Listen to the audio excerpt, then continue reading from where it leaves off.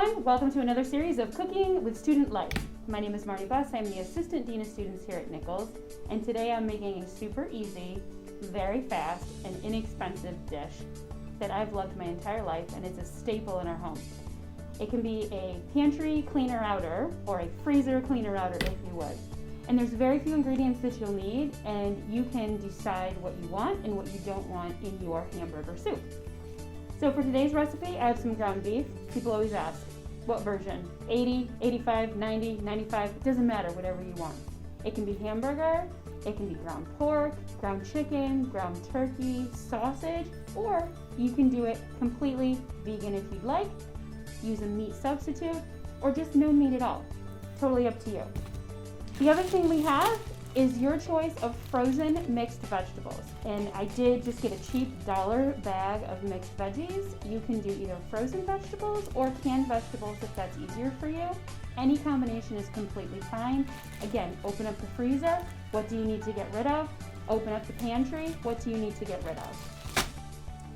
We also have some canned tomatoes. And so for this, I have both diced tomatoes and crushed tomatoes.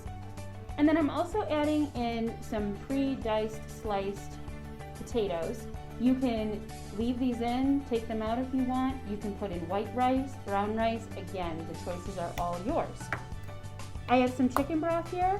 Choice of broth is also your choice. If you want a vegetarian dish, veggie is just fine. You can use chicken as I have here, beef, any stock at all that you're comfortable with. And then same thing with your spices. I do have some base spices that I'll be using, but you can do it for whatever you enjoy, whatever your palate likes, whatever you need to use up in the house. So I have some celery salt, some onion powder, garlic powder, salt and pepper, a little bit of minced garlic. I don't do very much without a little Frank's Red Hot, so I'll be tossing that in there. If you have some leftover jar of salsa at home, that can be tossed in because it already has your onions and other things in there, so whatever you would like. All right, let's get started. So first up, we're gonna open our meat and make sure we have a nice hot pan going.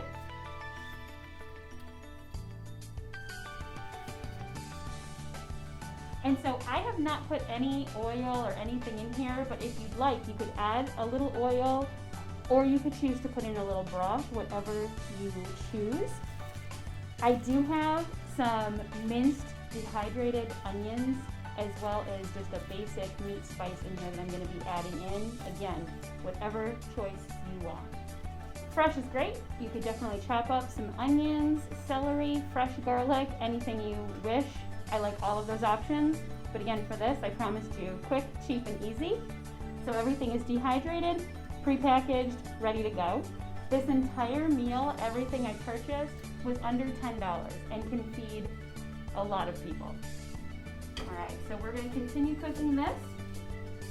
Okay, so when you brown down the meat to whatever texture you prefer, I suggest, depending on the percentage of fat in your meat, you drain out some of the grease.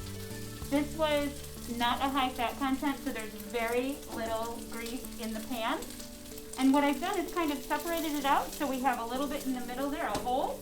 And I like to go ahead and just dump the whole bag of frozen vegetables or your canned vegetables, whatever you decided to use, right in there, and continue to let that cook down a little.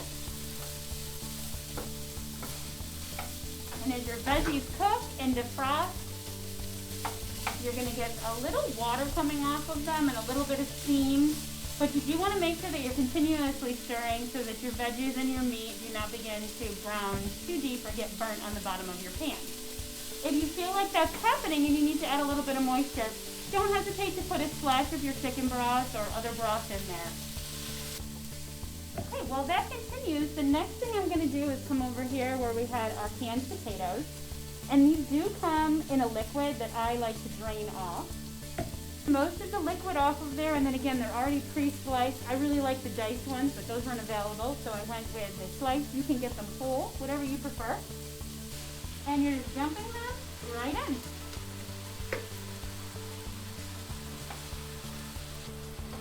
Everything's coming together, continuing to get nice and hot. And next step up, and the first ones that I'm gonna put in are diced tomatoes. You can use crushed, whole, anything you prefer. I like the chunk in the tomato. Some people prefer to just go with crushed or a nice puree or just a tomato sauce, your choice. So the entire can's going right in. So then you're gonna come back over. And for the crushed tomato, I'm gonna do about a half a can. I'm gonna be honest with you, the giant can was cheaper than the little one, so I got the dollar can.